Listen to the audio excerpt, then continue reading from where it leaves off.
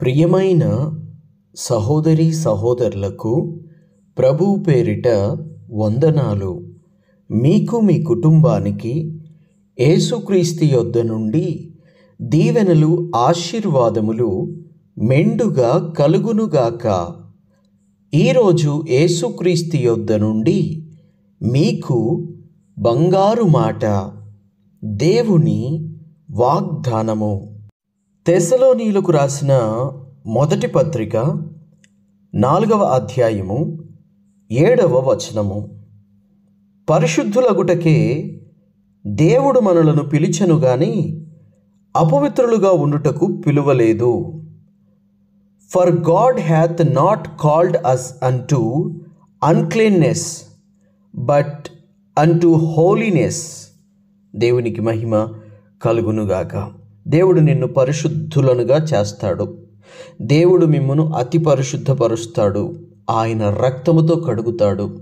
ఆయన ఆత్మతో నింపుతాడు. అప్పుడు మనం అతి పరిశుద్ధులమవుతాం. దేవునికి మహిమ కలుగునుగాక.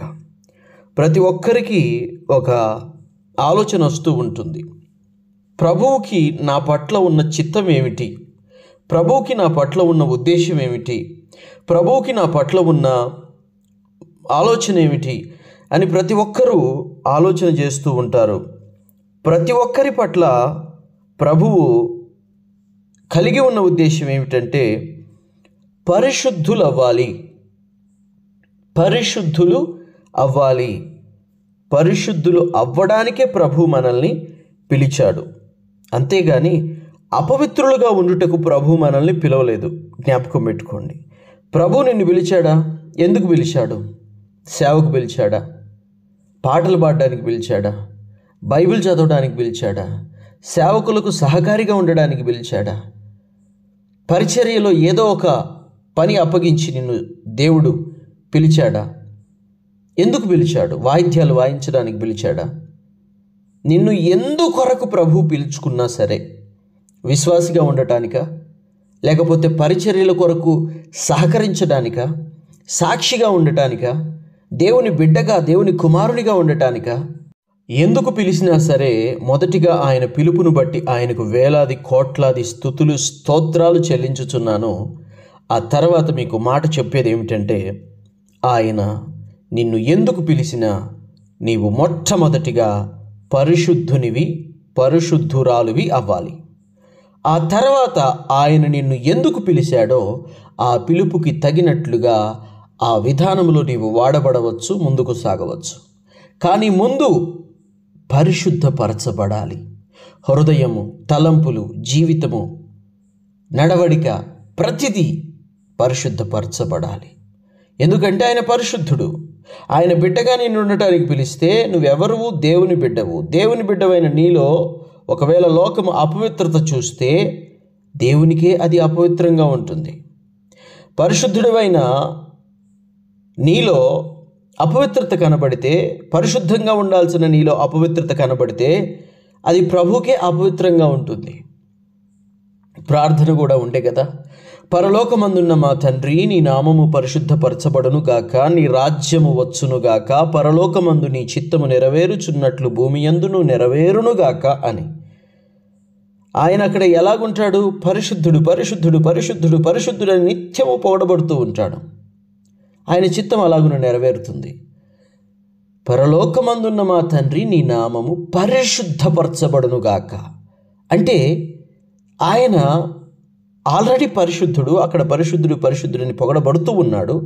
ఇంకా పరిశుద్ధపరచబడును గాక అనేది ఏమిటి? ఇది ప్రభు నేర్పిస్తున్న ప్రార్థన కదా. ఏమిటి ప్రార్థన? ఏమిటి మాట అంటే, నిన్ను బట్టి ప్రభు నామం పరిశుద్ధపరచబడుతుంది. నిన్ను బట్టి ప్రభు నామం అపవిత్రపరచబడుతుంది. ఎలా? నువ్వు జీవించే జీవితాన్ని బట్టి, నువ్వు నడిచే నడవడికను బట్టి, నువ్వు ప్రవర్తించే ప్రవర్తనను బట్టి ప్రభునామానికి ఘనత కలుగుతుంది, కీర్తి కలుగుతుంది, లేదా అపకీర్తి కూడా కలుగుతుంది.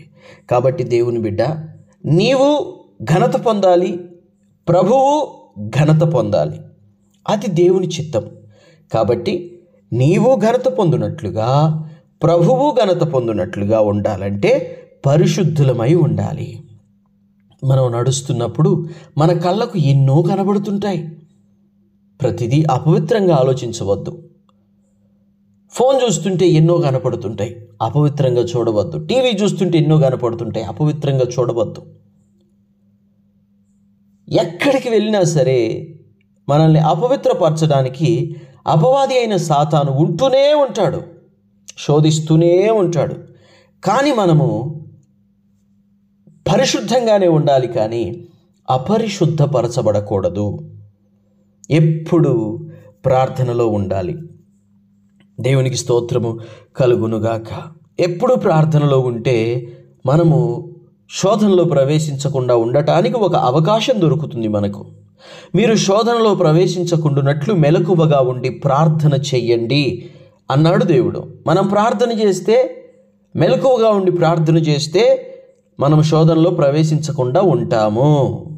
శోధనలో ప్రవేశించకుండా ఉంటే మనము దేవుని మహాకృపను బట్టి పరిశుద్ధంగా ఉంటాము.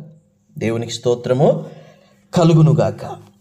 ప్రార్థన లేకపోతే శోధనలు వస్తాయి.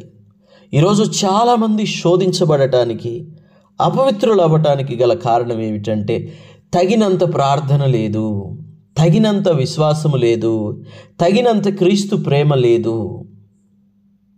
ప్రార్థన లేకపోవడమే ప్రధాన కారణముగా ఉంది.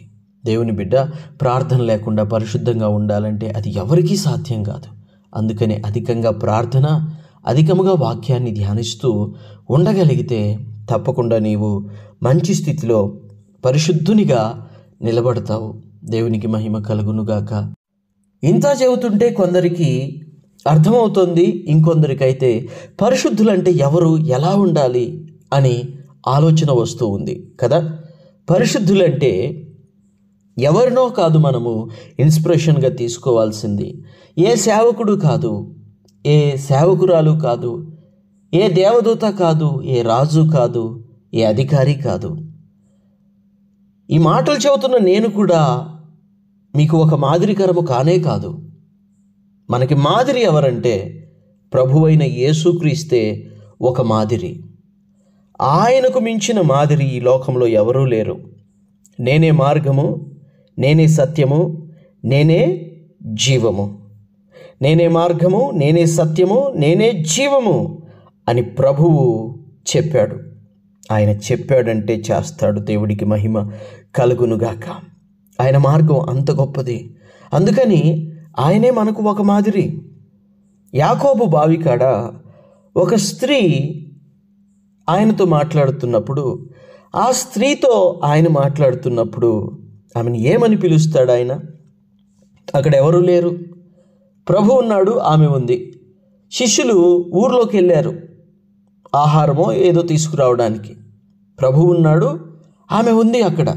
ఏమని పిలిచాడు ఆమెని? అమ్మా. దేవునికి మహిమ కలుగునుగాక. అమ్మా అనే సంబోధించాడు తప్ప ప్రభు అయిన యేసుక్రీస్తు ఒంటరిగా ఉన్నామని చెప్పి అల్లరల్లరి మాటలు, అల్లరి చిల్లర మాటలు అక్కడ మాట్లాడలేదు. ఆయన ఎక్కడ కూడా మాట్లాడు.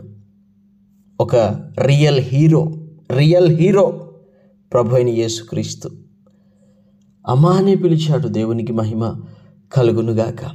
ఒక రక్తస్రావము కలిగిన స్త్రీ యేసయ్య ద్వారా స్వస్థత పొందుకుని వెళ్తూ ఉన్నప్పుడు ఆమెను ఏమని పిలిచాడు ప్రభు అయిన యేసుక్రీస్తు? కుమారి అని పిలిచాడు. దేవునికి మహిమ కలుగునుగాక. ఆమె రోగి కదా అని చిన్న చూపు చూడట్లేదు. ఆమె నా ద్వారా స్వస్థత పొందుకుంది కదా అని ఆమె ముందు ఫోజులు కొట్టట్లేదు.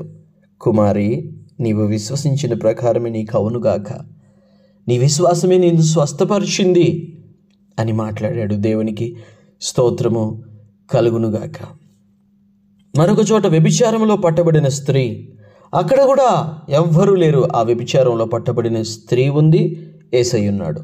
ఆమె ఒక పాపి, పాపానికి తావిచ్చే ఒక స్త్రీ. కానీ ఆమెను కూడా ప్రభు ఏమన్నాడు? అమ్మా, ఎవరు నిన్ను శిక్షించలేదా అన్నాడు. అప్పుడు ఆమె లేదు ప్రభువా అని సమాధానం ఇచ్చింది. దేవునికి స్తోత్రం కలుగునుగాక. మన దేవుడు అతి పరిశుద్ధుడు, అతి పరిశుద్ధుడు, అతి పరిశుద్ధుడు. కనుక ఆయనే మనకొక మాదిరి. ఆయనే మనకొక మార్గము, ఆయనే మార్గము, ఆయనే సత్యము, ఆయనే జీవము, ఆయన పేరే ప్రభువైన యేసు క్రీస్తు. దేవునికి మహిమ కలుగునుగాక.